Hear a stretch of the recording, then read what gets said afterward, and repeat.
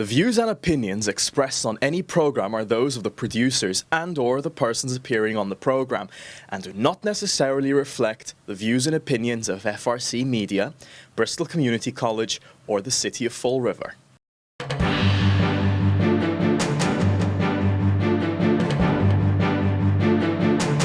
Thank you for joining us here at FRC Media. We are getting closer to Election Day, which is on November 7th, and we're speaking to as many candidates as possible between now and then. I'm pleased to be joined by someone who joined us for the preliminary election, one of the 18 candidates running for City Council, Jordan James Silvia. Jordan, thanks for joining me. I appreciate it. Always. Thanks for coming by. Always fun, Keith. So, preliminary, you did very well. 11th. A couple hundred votes behind number 9. 153. Not that anybody's who's counting, right?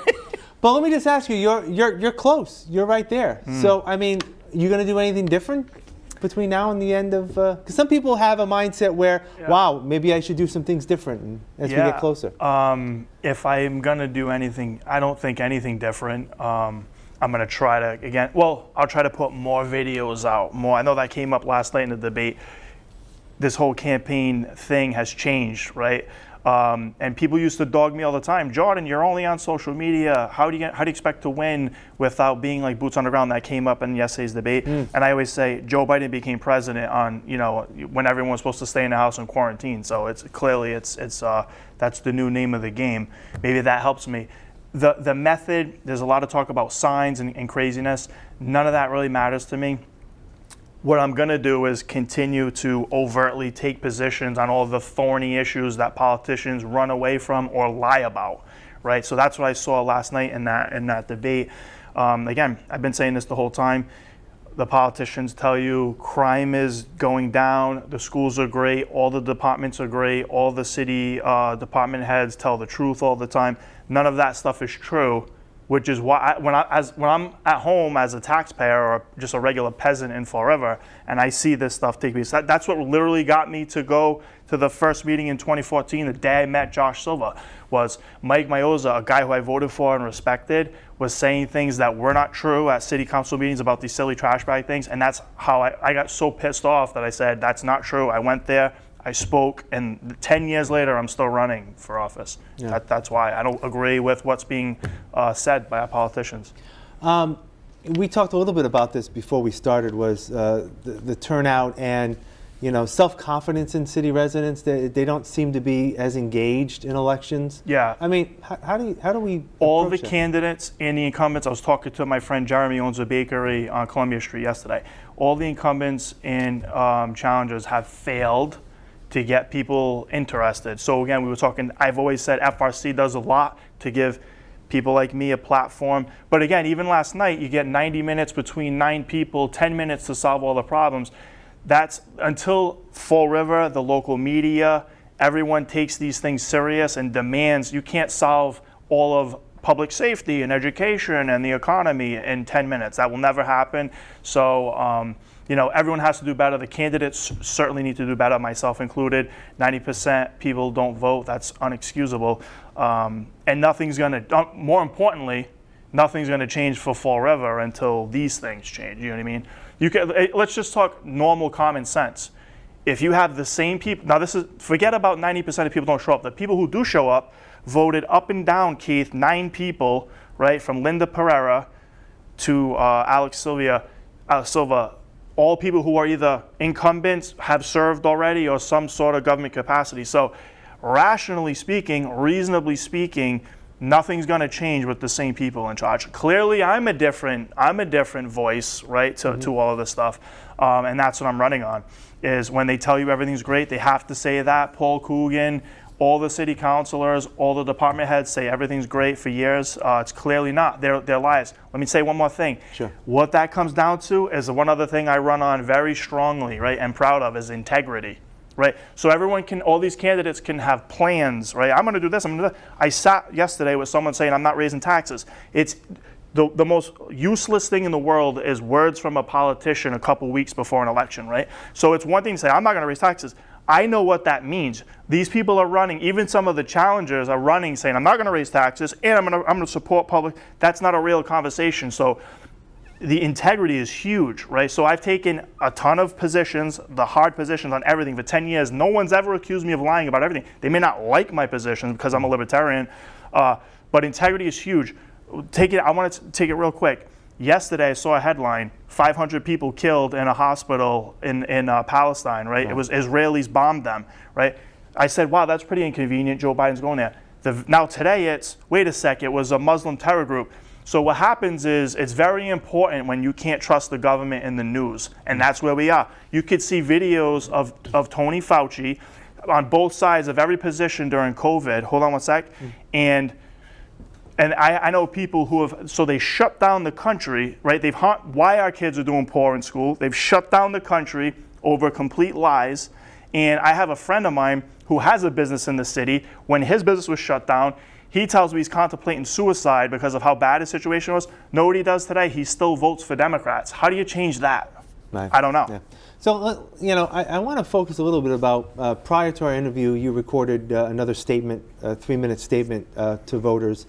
And this kind of goes back to, the city in some ways being apathetic. You talked about your personal story on how, a kid in public housing can do well. So talk a little about that. Yeah, I think that's another reason why people should consider me. I feel like every day of my life, Keith, I've seen all sides of many things, right? I've worked in law enforcement. I've been charged with crimes. I've worked for a lawyer who have done a lot of criminal defense work. I work in the financial sector now. I've rented. I rent apartments now. I'm a homeowner now. I own a business. There's many things in my life where I have a lot of perspective that some of these people I don't think have. Many of them don't, in fact. But yeah, why is that? That's why I just recorded on that statement. Why have I been able to? Every person in Fall River, every parent in Fall River wants their kids to do what I did, to come from nothing and to become a millionaire on paper, right? Everyone should want that. Our schools do not provide any path for that. I feel bad, but here's the thing. That's another thing about me, Keith. When you don't lie, you upset a bunch of people, right? We have the wrong teachers. We have even the nature of being a teacher, right, is you're gonna go work for 60, 70, 80 grand for 30 years and hopefully get a pension. I don't know if people really look down the road if that's the life they want for their kids when there's so much more out there.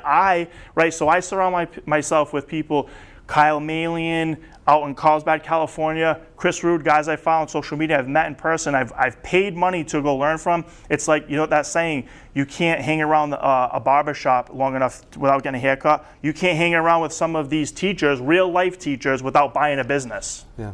And we don't have that in Fall River. We have people who have been successful, Tony Cadero, Bob Karam, Aaron Tetrault. I already said I want to have the Cliff Pot plan. We need them guys, myself included, to mentor kids. It's free. My whole theme of my campaign is we need to do more with the stuff we have because the country is horrifically bankrupt. And that goes back to a lot of what you said in terms of the bureaucracy of it all, right? Absolutely. And those that are in charge, and correct me if I'm wrong, but you're looking at probably both parties, Republican, Democrats. Absolutely. That don't seem to evolve. Oh, no, absolutely. I think the evolution, I think the first person I voted for was Al Gore in was it 01 or 2000, yeah. Right? And then it was George Bush because I was going to Iraq. Then by 08, I was already voting for Ron Paul, and I've voted Libertarian ever since. I think it's an evolution to say, again, it's education brings you to understand one thing real quick, again, about money. I just posted a meme at my house. Somebody posted, 30% of your income gets stolen for you, right? Or you go to jail. That's the freedom we live under in this country. And again, back to last night with the politicians, they all talk about housing as well. I'm sorry to be all over the place, but all these things come to the same thing. Government spending is the problem because people ask about housing too, right? Right. We said this last time I was here. Government spending money is the problem. All the politicians who are incumbents said we need to spend more money. That's their solution. That's what causes all the housing issues. Again, $77 million more than 5 years ago, and the kids do worse in school. We should dissolve the school committee. I don't think, I saw the debate on the school committee debate. It was like a funeral. They're all sitting there, oh yeah, there's, no one's excited about what's happening in Fall River Public Schools for the $250 million we spent. And it was COVID, and it was, we really need to, I'm sick of seeing that. Like, I'm sick of hearing Fall River's like NASCAR, always turning the corner. Hey, everything's terrible, but, we're right turning the corner. That's a lie, Keith, that's a lie. I will bring to those meetings, I'll have Maria Potts come to the meetings, the superintendent, explain to me what they're doing, why we continue to fail while we give you $77 million more, hold people accountable. That doesn't happen now. Is your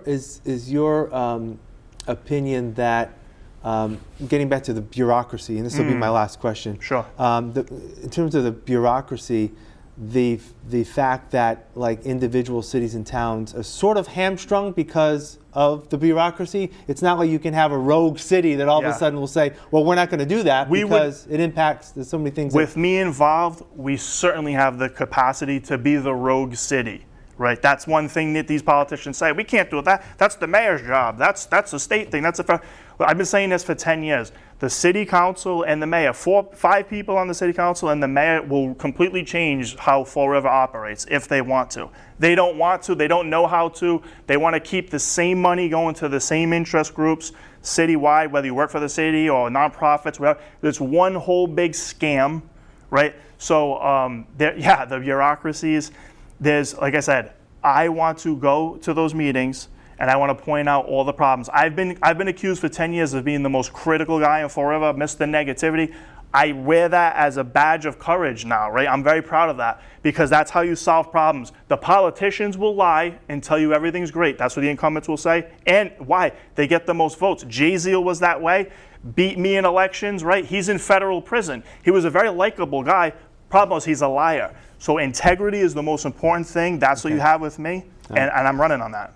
Jordan Silvia, thank you. I appreciate your time and good luck in the election. Thanks, buddy. Appreciate it. Appreciate you. Thank you for joining us here on FRC Media, and please make a point to vote on Tuesday, November 7th.